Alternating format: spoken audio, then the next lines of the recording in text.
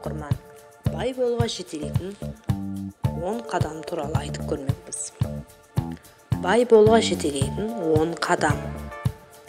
Көпшілігіміз бай болғымыз келеді. Тіпті егер біз бұл фразаның мағынасын толық түсіне алмасақ та, неліктен бай болу кедей болудан жақсы. Өйткені күйзеліс деңгейі төмендейді және әрине ақшаңыз болған соң әрқашан дәмді тамақ жеуге де мүмкіндігіңіз бар. Бұдан басқа не керек? Бай болсаңыз сіз өзіңізді қызықтыратын нәрсені жасай аласыз және ай сайын жалақыңызға тәуелді болмайсыз. Оған қоса байлығыңыз болса, сіз адамдарға шынымен көмектесе аласыз және оларға аяушылық білдіріп бас шайқамайсыз. Байлық барлық адамда қызықтырады, бірақ көпшілік байлықтың пайда болуынан шынайы себептеріне үңілмейді. Көбінесе адамдар байлықты арманда басына да лотерея ұтысып, мұра немесе жағажайда қызып жатқанда аяқ астынан қазына тауып алуынан күтеді. Ал шынымен де бай адамдар әрқашан өздерінің байлықтары қалай келгенін, қандай қадамдар жасалғанын, өздерін қай жерде шектеу және керісінше ақша жұмсауға ерік беру керек екендерін жақсы біледі. Осы туралы сөйлесейік. Яғни бай болу үшін не істеу керекпіз? Әрқашан жоспарыңыз болу керек бірінші әрине. Бай болу үшін бай болуды жоспарлау керек. Диванда жатып алып армандаушыларға бұл жерде орын жоқ. Барлық мәселелер мен мерзімдер бар, жақсы әзірленген жоспар ғана кез келген бастапқыдан шығуға және бай адамдардың орнына көтерілуіне көмектеседі. Бай болуды жоспарлау, бай болуды армандау деген сөз емес. Бай болу дегеніміз байлық, әлі жоқ кезде ақ бай болу. Бұл жерде сөз мүлде ақшаны оңға және солға шашып ысырап ету туралы емес. Бұл сіздің ақшаңызды ақылмен басқара алуыңыз туралы. Сізде алдағы 25-30 жылға жоспар болу керек. Содан кейін келесі 10-15 жылға жеке жоспар және 3-4-5 жылға арналған ең белсенді және жақсы дамытылған нақты жоспар болу керек. Бұл жоспарлар стратегиясы мақсаттарға, нәтижеге жетудің мүмкін және нақты жолдарын көрсетуі керек. Ал осы жоспарлардың орындалуы ғана байлыққа жеткізеді. Екінші мәселе және ол әрине үнемдеу. Сіздің ең жақын досыңыз. Бұл пікірмен бәрі бірдей келісе бермейді. Бірақ сіздің міндетіңіз бай болса, онда сізді басқа арнайы жол жоқ. Еңбекпен тапқан ақшаңызды басқа жұмсауға тырысыңыз. Сізге тақуа болып саяқ өмір сүріңіз демейміз. Заманауи ыңғайлы өмір мен заттардан да бас тартыңыз демейміз. Бірақ ненің қолайлы, қай кезде ақша жұмсау керек екенін түсінуіңіз керек. Бай адам деп алайық. Табысының 3/4 бөлігіне аспайтын ақшаны күнделікті қажеттіліктеріңізге жұмсайтын адамдар айтады. Қалғаны жинақ пен инвестицияға салуыңыз керек. Егер сіз бүгін табыстың 70%-ын жинай алмасаңыз, сізде тек бір ғана жол бар. Кем дегенде 5-10%-ын жинақтауды бастау және кірісті біртіндеп ұлғайту. Неғұрлым аз ақшаңызды жинаққа салсаңыз, капиталды жинап тиімді пайдалануды бастау үшін соғұрлым көп уақыт қажет болады. Бірақ мынаны түсініңіз, әр теңгеңіз сізге көбірек табыс әкелетін тетікке айналуы мүмкін. Сондықтан ақшаңызды жинаңыз. Не болса соған құрта бермеңіз. Үшінші, ақша ағыммен беретін нәрселерге инвестиция салыңыз. Сіздің мақсатыңыз пассивті, табыс әкелетін кез келген нәрсені ескеру. Акциялар мен бизнестен алынатын дивидендтер мен несие бойынша пайыздар, пайдалы жылжитын мүлік, офшорлық командилар, жабдықты жалға беру және жалға беруге болатынның бәрі сізді қызықтыруы керек. Сіз шынымен де бай болғыңыз келе ме? Алып сату, спекуляцияны ұмытыңыз. Тым болмаса әзірше ұмытыңыз.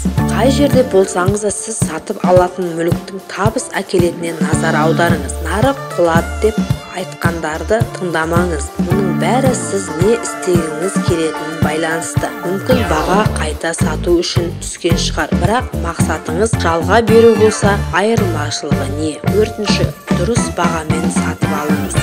Нағыз инвесторлар әлемнің басты даналығы сіз сатып алу кезінде ақша табасыз. Дәл осындай тәсілді күнделікті саудада да қолдануыңыз керек. Сіз сатып алған әрбір зат сізді сатып алғанға дейінмен салыстырғанда бай қыла түсуі керек. Бұл сондай-ақ 100 мыңнан тұратын нәрсеге миллион инвестициялаудың қажеті жоқ дегенде білдіреді. Күнделікте мысал, ұялы телефон сатып алу. Мен үшін бұл жұмыс құралы. Мен қазірдің өзінде телефонның көмегімен осы шығарған кезде сатқан бағасынан да көп ақша таптым. Бірақ мен оны шығарылған кезде емес, 6 айдан кейін бастапқы бағасына жартысына түскенде ғана сатып алдым. Нәтижесінде мен үшін бұл керемет баға үлкен мүмкіндіктер әкелді және бұрынға қарағанда байи түсуге көмектесті. 5.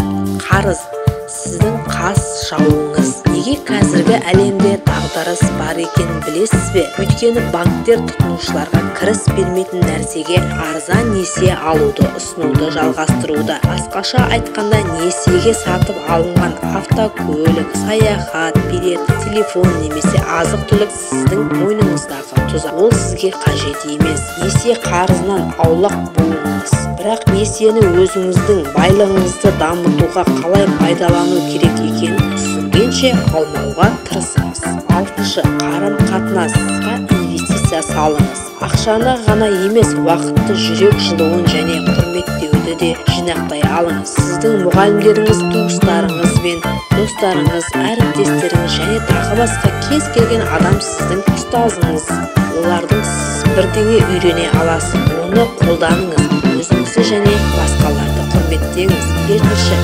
Өзіңізді дамытуды жалғастырыңыз. Әрине, өмірде дивиденді жоқ саладан магистра немесе басқа дәреже алу өте өкінішті. Сонымен қатар классикалық білім де тым ұзаққа созылады. Сондықтан да өзіңізді дамыту процесі өте маңызды. Жаңа кітаптар, аудио дәрістер, вебинарлар мен семинарлар, тренинг және таныстар. Бүгінде сіз көптеген сапалы және ақысыз кәсіби ақпарат көздерін таба аласыз. Мысалы, шетелдік банк шотын ашу бойынша тегін кеңес, сіздің бай және немесе технологиялың арқасында студенттер байыған адамды іздеңіз. Тек бір саланы ғана зерттеп қоймаңыз. Сонымен қатар ой-өрісіңізді көрсетіңіз. Себебі сату кезінде өнімнің бағасын дұрыс қоя білуіңіз қатар тобыр психологиясы да білу маңызды.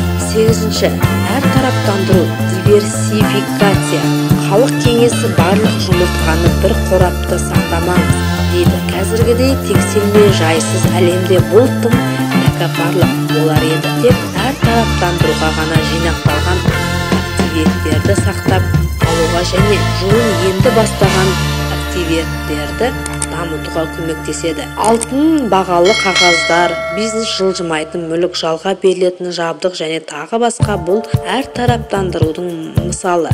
Сондай-ақ өзіңізде бір жерде ұстау да дұрыс емес болар. Егер сіз қаржылық активтеріңізді әртараптандыруға дайын болсаңыз, неге сіз әлі де өміріңізді әртараптандыру туралы ойламайсыз? 2.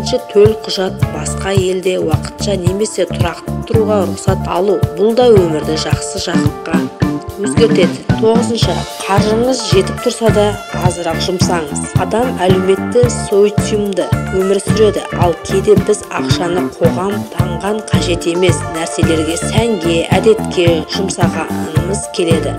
Сыртқы әсердің қақпанына түсудің аулақ болыңыз. Сіздің мақсатыңыз байлыққа қол жеткізу, бір сәттік қуаныш пен рахат емес. Бұл ерсі естілуі мүмкін, бірақ сыртқы әсердің қақпасына түссеңіз, жылдар мен миллиондар босқа кеткен байқамай қаласыз. Адам өзін басқаларға жақсы етіп көрсетуге тырыспай, жай өмір сүруге ерік жігері жете бермейді. Көптеген адамдар жарқыраған шүберек пен әдемі көліктің артында өздерінің шынайы болмысын жасыруға тырысады. Егер сіз жылына 1 миллион теңге табыс тауып 5-6 миллион тұратын көлік жүргізсеңіз, онда сіз ақмақсыз. Оған темір тұлпарыңызды жөндеуге қажет соманы қоссаңыз, бірақ ақшаны банк жинағанына салып өсімін алып отыруыңызға болар еді. 10. Байлығыңыздың күрделі пайыздары. Кез келген байлық күрделі пайыздар заңына бағынады.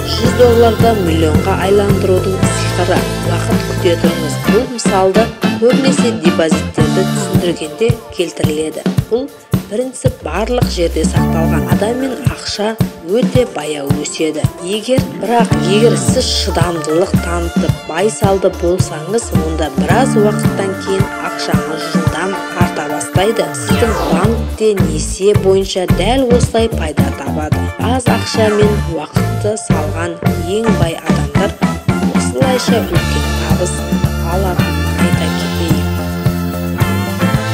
Ал сіз қалай ойлайсыз?